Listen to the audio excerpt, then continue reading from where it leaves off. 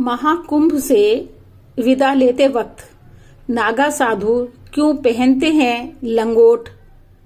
कारण है क्या? Why do Naga sadhus wear loin clothes while leaving Mahakumbh? आखिर किस वजह से नागा साधु क्यों नहीं पहनते वस्त्र? स्वयं को मानते हैं ईश्वर का देवदूत। जाने इनके विषय में दिलचस्प किस्से। नागा साधु महाकुंभ में शरीर पर भस्म लपेटे निर्वस्त्र रहते हैं, लेकिन महाकुंभ से जाते समय लंगोट पहन लेते हैं। जब पूरे महाकुंभ में नागा साधु निर्वस्त्र रहते हैं तो वहां से वापस जाते समय लंगोट क्यों पहनते हैं?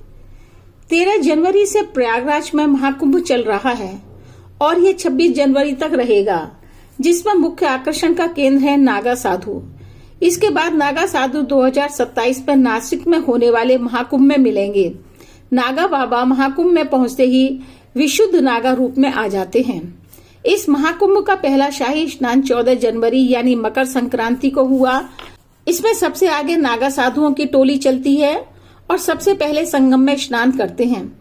29 जनवरी तथा 3 फरवरी को भी ऐसा ही हुआ। अर्थात हर शाही स्नान में सबसे पहले स्नान के लिए नागा साधु ही जाते हैं।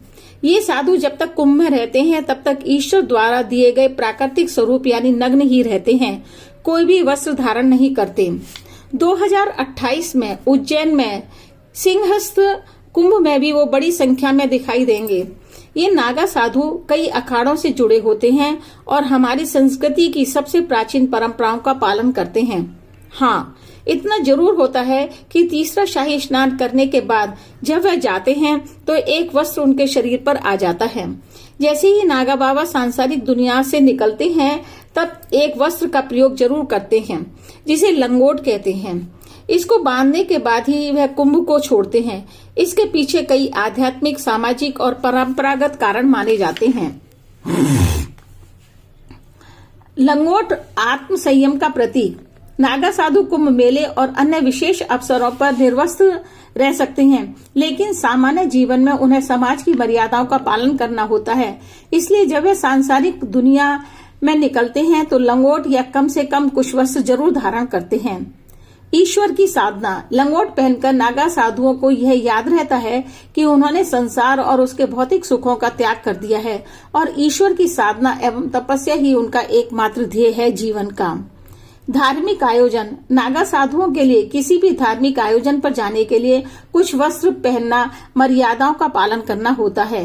अखाड़ों के नियम बहुत कठिन होते हैं, इसलिए वस्त्र पहनना जरूरी होता है।